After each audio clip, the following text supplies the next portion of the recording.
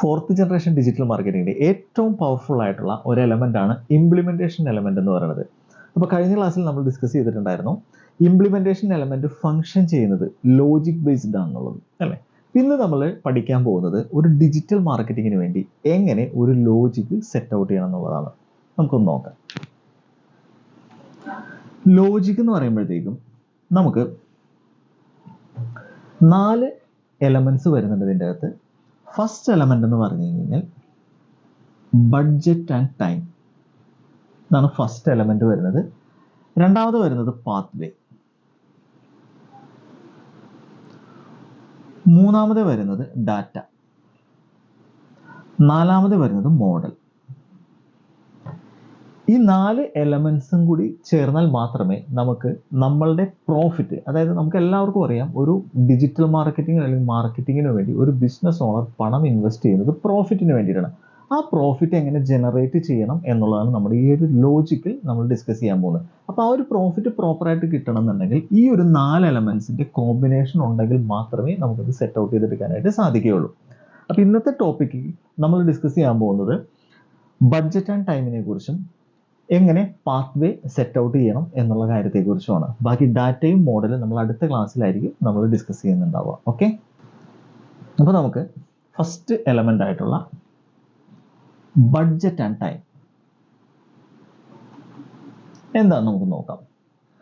Budget and time എന്ന് പറഞ്ഞു കഴിഞ്ഞാൽ മറ്റൊന്നുമില്ല, ഞാൻ എൻ്റെ ക്ലയൻസിൻ്റെ അടുത്ത് പേഴ്സണലി ഞാൻ റെക്കമെൻഡ് ചെയ്യുന്നത് നമ്മളൊരു ഡിജിറ്റൽ മാർക്കറ്റിങ്ങിനൊക്കെ കടന്നു വരുന്ന സമയത്ത് മിനിമം ഒരു 3 മാസമെങ്കിലും നിങ്ങൾ ഡിജിറ്റൽ മാർക്കറ്റിങ്ങിന് വേണ്ടിയിട്ടുള്ള ഒരു ടൈമും പണവും നിങ്ങൾ ഇൻവെസ്റ്റ് ചെയ്യണം എന്നുള്ളതാണ് ഞാൻ റെക്കമെൻഡ് ചെയ്യാറ്. കാരണം എന്താണെന്ന് പറഞ്ഞു കഴിഞ്ഞാൽ ഫസ്റ്റ് മാസമാണ് നമുക്ക് ഒരു എക്സാമ്പിൾ ഞാൻ പറയാം, ഒരു 5000 രൂപ ഡിജിറ്റൽ മാർക്കറ്റിങ്ങിന് വേണ്ടി നിങ്ങൾ ഇൻവെസ്റ്റ് ചെയ്തു. അപ്പോൾ ആദ്യത്തെ മാസം എന്ന് പറഞ്ഞു കഴിഞ്ഞാൽ നമുക്ക് അവയർനെസ് പോലുള്ള പല പല ക്യാമ്പയിൻസുകളും കാര്യങ്ങളൊക്കെ നടത്തിയിട്ടായിരിക്കും ആ ഒരു മാസം എൻഡോട് കൂടിയായിരിക്കും ചിലപ്പോൾ നമുക്ക് എന്തെങ്കിലും ഒരു ബിസിനസ്സിൻ്റെ ഒരു കൺവേർഷനിലേക്കൊക്കെ എത്തിപ്പെടാനുള്ള ഒരു സാധ്യത.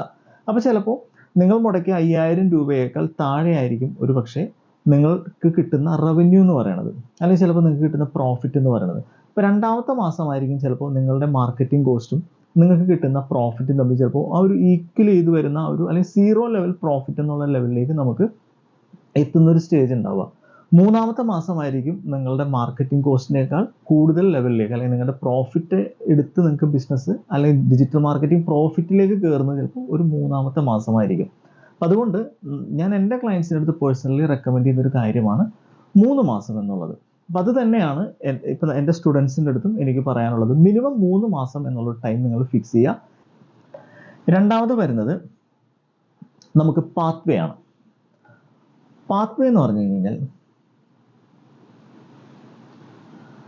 നമ്മുടെ പ്രോഫിറ്റിലേക്ക് നമുക്ക് എത്തുന്നതിനുള്ള വഴിയാണ് നമ്മുടെ പാത്ത് വേ എന്ന് പറയുന്നത്. അപ്പോൾ ഈ പാത്ത് വേ നമ്മൾ സെറ്റ് ഔട്ട് ചെയ്തിരിക്കുന്നതിന് ഒരു ക്യാമ്പയിൻ ബക്കറ്റ് സിസ്റ്റം എന്നുള്ളൊരു സിസ്റ്റമാണ് നമ്മളിവിടെ യൂസ് ചെയ്യുന്നത്. ആ ക്യാമ്പയിൻ ബക്കറ്റ് സിസ്റ്റത്തിൻ്റെ പേരെന്ന് പറയുന്നത്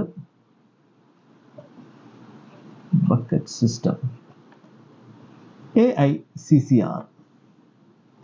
ഈ ഒരു ബക്കറ്റ് സിസ്റ്റത്തിൽ നിന്നുകൊണ്ടാണ് നമ്മളുടെ ഒരു പാത്ത് വേ സെറ്റ് ഔട്ട് ചെയ്തിരിക്കുന്നത്. അപ്പോൾ എന്താണ് നമ്മുടെ ബക്കറ്റ് സിസ്റ്റം എന്നുള്ളത് ഞാൻ പറഞ്ഞുതരാം.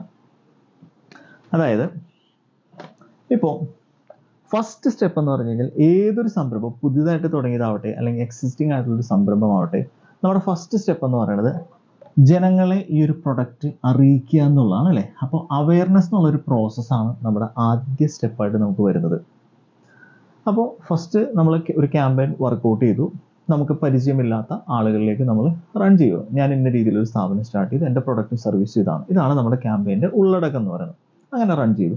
അങ്ങനെ വരുന്ന സമയത്ത് നമുക്ക് ഈ ഒരു അവയർനെസ് ക്യാമ്പയിൻ നടത്തിയതിന് ശേഷം കിട്ടുന്ന കുറച്ച് റിസൾട്ട് ഉണ്ട്. ചില ആളുകൾക്ക് ഇത് ഇഷ്ടപ്പെട്ടു എന്ന് വിചാരിക്കുക. അപ്പം അങ്ങനെ വരുന്ന ആളുകളെ നമ്മളിപ്പോൾ ഈ ഒരു ബക്കറ്റ് സിസ്റ്റത്തിലേക്ക് നമ്മൾ എടുത്ത് പറഞ്ഞു കഴിഞ്ഞാൽ ഫസ്റ്റ് പാർട്ട് എന്ന് പറഞ്ഞു കഴിഞ്ഞാൽ നമ്മുടെ അവയർനെസ്സിൻ്റെ ഒരു ക്യാമ്പയിൻ. അപ്പോൾ ഈ ഒരു ബക്കറ്റിൻ്റെ അകത്തിരിക്കുന്ന ആളുകൾ എന്ന് പറഞ്ഞാൽ തികച്ചും സ്ട്രേഞ്ചേഴ്സ് ആണ്. അപ്പോൾ ഇവരെ നമുക്ക് നമ്മുടെ ക്യാമ്പയിൻ റൺ ചെയ്തു, നമ്മുടെ പ്രൊഡക്റ്റും സർവീസും അവർക്ക് ഇഷ്ടപ്പെട്ടു. അങ്ങനെ വരുന്ന കുറച്ച് ആളുകൾ ഉണ്ടാവും. ഇഷ്ടപ്പെടുന്ന ആളുകളെ നമ്മൾ എന്ത് ചെയ്യുന്നു വെച്ച് കഴിഞ്ഞാൽ അവരെ അടുത്ത ബക്കറ്റിലേക്ക് നമ്മൾ കൊണ്ടുപോകും. ആ ബക്കറ്റിൽ വരുന്നതെന്ന് വെച്ച് കഴിഞ്ഞാൽ I എന്ന് പറയും, അതായത് ഇൻട്രസ്റ്റ് എന്നുള്ള ഏരിയാസിൽ നമ്മളുടെ പ്രൊഡക്റ്റിനും സർവീസിനോട് താല്പര്യപ്പെട്ടിരിക്കുന്ന ആളുകളെ നമ്മൾ ഈ ഒരു ബക്കറ്റിലേക്ക് കൊണ്ടുവരും. ആ ബക്കറ്റിലേക്ക് കൊണ്ടുവന്നതിന് ശേഷം നമ്മളവിടെ ചെയ്യുന്ന ആക്ടിവിറ്റി എന്ന് പറഞ്ഞു കഴിഞ്ഞാൽ ഇവരെ നമ്മൾ എൻഗേജ് ചെയ്യിക്കാൻ ശ്രമിക്കും. നമ്മളുടെ പ്രൊഡക്റ്റിനെ കുറിച്ചും സർവീസിനെ കുറിച്ചും ഒക്കെ നമ്മളോട് ഒന്ന് റെസ്പോണ്ട് ചെയ്യണമല്ലോ.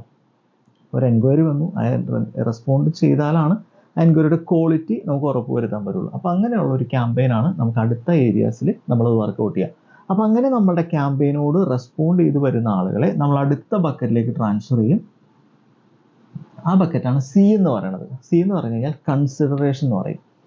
അതായത് ഈ ഒരു ഏരിയാസിൽ നമ്മൾ ചെയ്യാൻ പോകുന്ന ആക്ടിവിറ്റി എന്ന് പറഞ്ഞു കഴിഞ്ഞാൽ നർച്ചറിങ് ആയിരിക്കും നമ്മൾ ചെയ്യുന്നുണ്ടാവുക. അതായത് നമ്മളുടെ പ്രൊഡക്റ്റിനെ ഒന്ന് എക്സ്പീരിയൻസ് ചെയ്യിക്കുക, അല്ലെങ്കിൽ നമ്മുടെ സർവീസിനെ ഒന്ന് എക്സ്പീരിയൻസ് ചെയ്യിക്കുന്ന രീതിയിൽ, അല്ലെങ്കിൽ ഇപ്പോൾ ക്ലാസ്സുകളൊക്കെ നടക്കുന്ന ആളുകളാണെന്നുണ്ടെങ്കിൽ അവരുടെ ക്ലാസ്സിൻ്റെ ഒരു ലൈവ് ഡെമോ കൊടുക്കുക, അല്ലെങ്കിൽ അവരുടെ പ്രൊഡക്റ്റ് ഒരു ടെസ്റ്റ് ചെയ്യാനുള്ള ഒരു അവസരം ഒരുക്കി കൊടുക്കുക തുടങ്ങിയ കാര്യങ്ങൾ. ഫോർ എക്സാമ്പിൾ പറഞ്ഞു കഴിഞ്ഞാൽ ഇപ്പോൾ നമ്മളൊരു വാഹനം നമുക്ക് വേണം, ഒരു കാറ് നമുക്ക് വേണം. അപ്പോൾ നമ്മൾ എന്താ ചെയ്യുക? ഷോറൂമിൽ ചെല്ലുന്നു, ആ കാറിന് ടെസ്റ്റ് ഡ്രൈവ് ചെയ്ത് നോക്കും. എന്തിനു വേണ്ടിയിട്ടാണ്? അത് ഓടിച്ച് നമുക്ക് എക്സ്പീരിയൻസ് ചെയ്യുന്ന ആ ഒരു ഔട്ട്പുട്ടാണ് സത്യത്തിൽ ആ കാറ് മേടിക്കണോ വേണ്ടേന്നോ നമ്മളൊരു ഡിസിഷൻ എടുക്കുന്നത്. അതേപോലെ ഒരു ഡിസിഷൻ മേക്കിങ്ങിന് വേണ്ടി നമ്മൾ ചെയ്യുന്ന ഒരു പ്രോസസ്സാണ് നർച്ചറിങ് എന്ന് പറയും. ഇതാണ് മൂന്നാമത്തെ ഏരിയാസിൽ നമ്മൾ ചെയ്യാനായിട്ട് പോകുന്നത്. അപ്പോൾ ഇങ്ങനെ നർച്ചർ ചെയ്ത് വരുന്ന ഏരിയാസിൽ നിന്ന് അപ്പോൾ കുറച്ച് ആളുകൾ, ഇപ്പോൾ ഞാൻ നേരത്തെ പറഞ്ഞ പോലെ കാറ് ഓടിച്ചു നോക്കി, അപ്പോൾ താല്പര്യപ്പെട്ടു, എനിക്ക് മേടിക്കണം. നേരെ അടുത്ത ഏരിയ ബക്കറ്റിലേക്ക് അവർ പോകും. അവർ നമ്മളുടെ ലീഡ്സിൽ നിന്ന് കസ്റ്റമറായിട്ട് മാറും. അതാണ് നാലാമത്തെ നമ്മുടെ ബക്കറ്റ് എന്ന് പറയുന്നത്.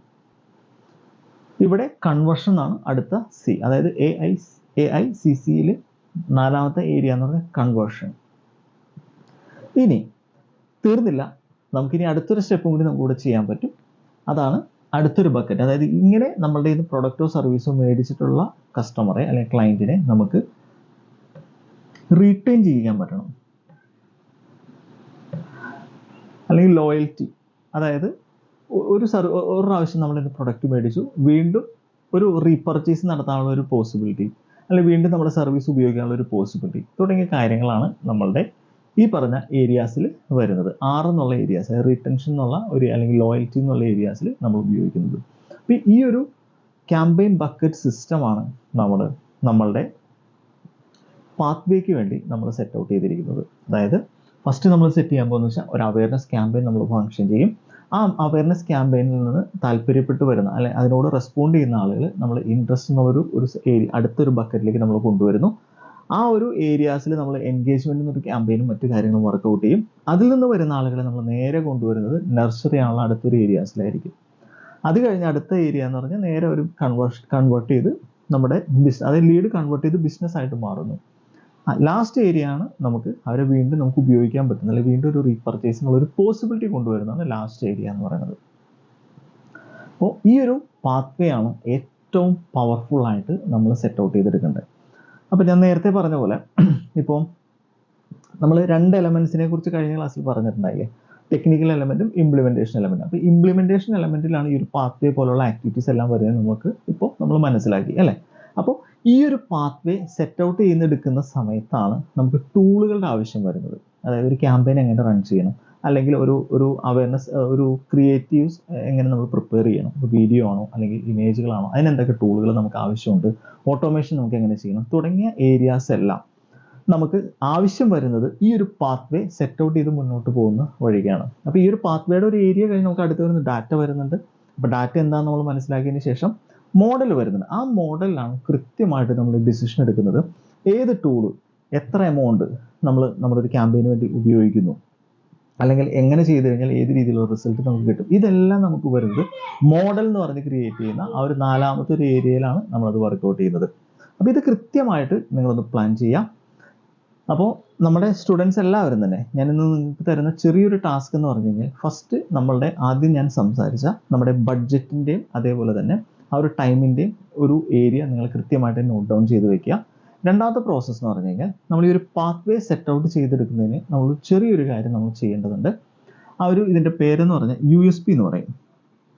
അതായത് യുണീക്ക് സെല്ലിംഗ് പോയിന്റ്. ഇപ്പോൾ നിങ്ങളുടെ പ്രൊഡക്റ്റിൻ്റെ യുണീക്ക് ആയിട്ടുള്ള ഒരു സെല്ലിംഗ് പോയിന്റ് എന്താണെന്നുള്ളത് കൃത്യമായി നിങ്ങളത് നോട്ട് ചെയ്ത് വെക്കണം. അതിനുശേഷം നമുക്ക് ഒരു ഡാറ്റയുടെയും മോഡലിൻ്റെയും ഒരു ക്ലാസ് കഴിഞ്ഞതിന് ശേഷം നമ്മൾ ഈ ഒരു ഏരിയാസ് എങ്ങനെ അവയർനെസ് ക്യാമ്പയിന് വേണ്ടി എങ്ങനെ നമ്മൾ കാര്യങ്ങൾ സെറ്റ് ചെയ്യണം തുടങ്ങി ഈ ഒരു സിസ്റ്റം അല്ലെങ്കിൽ ഒരു ബക്കറ്റ് എങ്ങനെ ഫംഗ്ഷൻ ചെയ്യണം എന്നുള്ളത് നമ്മൾ കൃത്യമായിട്ട് നിങ്ങളെ പറഞ്ഞ് പഠിപ്പിച്ച് തരുന്നതായിരിക്കും. ഓക്കെ. അപ്പോൾ USP എന്താണെന്ന് വെച്ച് കഴിഞ്ഞാൽ ഞാൻ ഒരു എക്സാമ്പിൾ കൂടി പറഞ്ഞുതരാം. ഇപ്പോൾ ടാറ്റ കാറുകൾ ഇപ്പോൾ രണ്ടാമത്തെ നമ്മുടെ മാർക്കറ്റിൽ കളം പിടിക്കുന്നത് ബിൽഡ് ക്വാളിറ്റി എന്നുള്ളൊരു ഏരിയ വെച്ചുകൊണ്ടാണ്, അല്ലേ? 5 സ്റ്റാർ റേറ്റിംഗ് കാര്യങ്ങളും വെച്ചുകൊണ്ടാണ്. ഇതേപോലെ തന്നെ നമ്മളുടെ പ്രൊഡക്റ്റിനുള്ള USP, യുണീക്ക് സെല്ലിംഗ് പോയിന്റ്, അത് ചിലപ്പോൾ ക്വാളിറ്റി ആയിരിക്കാം, ചിലപ്പോൾ പ്രൈസ് ആയിരിക്കാം, ചിലപ്പോൾ ഓഫർ ആയിരിക്കാം, അല്ലെങ്കിൽ സെലക്ഷൻ ആയിരിക്കാം. എന്താണ് നിങ്ങളുടെ പ്രൊഡക്റ്റിൻ്റെ USP എന്നുള്ളത് കൃത്യമായിട്ട് നോട്ട് ഡൗൺ ചെയ്ത് വെക്കുക. അത് വെച്ചുകൊണ്ട് നമുക്ക് അടുത്ത സ്റ്റെപ്പിലേക്ക് നമുക്ക് മുന്നോട്ട് പോകാം. അപ്പോൾ ഈ 2 ടാസ്കുകൾ നിർബന്ധമായിട്ട് നിങ്ങൾ ചെയ്യുക. ചെയ്ത് കഴിഞ്ഞതിന് ശേഷം എൻ്റെ നമ്പറിലേക്ക് നിങ്ങൾ വാട്സപ്പ് ചെയ്യുക. അത് വെച്ചുകൊണ്ട് അടുത്ത ക്ലാസ്സിൽ അതിൻ്റെ കണ്ടിന്യൂഷൻ ആയിട്ടുള്ള കാര്യങ്ങൾ നമുക്കത് വർക്കൗട്ട് ചെയ്യാം. ഓക്കെ. പിന്നെ ഒരു കാര്യം പ്രത്യേകം എല്ലാവരും ശ്രദ്ധിക്കുക, അതായത് ഡിജിറ്റൽ മാർക്കറ്റിംഗ് ചെയ്യുന്ന ഏതൊരു സംരംഭകനും ഈ ഒരു പ്രോസസ്സ് കൃത്യമായിട്ട് നോട്ട് ചെയ്ത് വെക്കേണ്ട ഒരു ഏരിയയാണ്. കാരണം ലോജിക്കാണ് ഒരു ബിസിനസ്സിൻ്റെ പ്രോഫിറ്റ് നിർണ്ണയിക്കുന്നത്. അപ്പോൾ ആ ഒരു 4 എലമെൻറ്റ്സ്, ഇപ്പോൾ നിങ്ങൾ ചിലപ്പോൾ ഫ്രീലാൻസർക്ക് വർക്ക് കൊടുക്കുന്നുണ്ടാവും, ചിലപ്പോൾ ഏജൻസിനെ നിങ്ങൾ വർക്ക് ഏൽപ്പിക്കുന്നുണ്ടാവും, ചിലപ്പോൾ എംപ്ലോയിനെ കൊണ്ട് നിങ്ങൾ ചെയ്യിക്കുന്നുണ്ടാവും. ഒരു പക്ഷേ നിങ്ങൾക്കിത് ചെയ്യാനുള്ള ടൈം ഒരുപക്ഷെ ഉണ്ടായിക്കൊള്ളണമെന്നില്ല. എന്നിരുന്നാൽ പോലും ഈ ഒരു ലോജിക്കിൻ്റെ ഒരു പ്രോസസ്സും കാര്യങ്ങളും നിങ്ങൾ മനസ്സിലാക്കി ഇരുന്നില്ല എങ്കിൽ എന്താ പ്രശ്നം എന്ന് പറഞ്ഞു കഴിഞ്ഞാൽ, നിങ്ങൾ ചെയ്യുന്ന ഡിജിറ്റൽ മാർക്കറ്റിംഗ് ലോട്ടറി അടിക്കുന്ന പോലെയാണ്. കിട്ടി പോയാൽ പോയി. കാരണം അതിനൊരു സിസ്റ്റം ഇല്ല, ഒരു പ്രോപ്പറായിട്ടുള്ള ഒരു പാത്വേ അതിലില്ല. പണം മുടക്കുന്നു, ചിലപ്പോൾ വല്ല ലീഡ്സ് കിട്ടും, ചിലപ്പോൾ സെയിൽസ് ടീമിൻ്റെ ഒരു കഴിവുകൊണ്ട് ചിലപ്പോൾ ബിസിനസ് നടക്കും, അത്രയും നടക്കുള്ളൂ. അല്ലാതെ അതിനൊരു കൺസിസ്റ്റൻസി കൊണ്ടുവരാനായിട്ട് സാധിക്കില്ല. അപ്പോൾ ആ ഒരു കൃത്യമായിട്ടുള്ള ഒരു കൺസിസ്റ്റൻസിയോടുകൂടി കാര്യങ്ങൾ വർക്കൗട്ട് ചെയ്യണമെന്നുണ്ടെങ്കിൽ ഈ ഒരു ലോജിക്ക്, അതായത് നമ്മുടെ ലോജിക്ക് എങ്ങനെ കൃത്യമായിട്ട് സെറ്റ് ഔട്ട് ചെയ്യണം, അതേപോലെ തന്നെ എങ്ങനെയാണ് ഇംപ്ലിമെൻറ്റേഷൻ എലമെൻറ്റ് ഫംഗ്ഷൻ ചെയ്യുന്നത്, ഇത് നിങ്ങളൊന്ന് പഠിച്ച് മനസ്സിലാക്കി വെച്ച് കഴിഞ്ഞാൽ ഒത്തിരി നിങ്ങളെ ഹെൽപ്പ് ചെയ്യും. ഓക്കെ. അപ്പോൾ ബാക്കി അടുത്ത ടോപ്പിക്കായിട്ട് നമുക്ക് അടുത്ത ക്ലാസ്സിൽ കാണാം. Okay, thank you.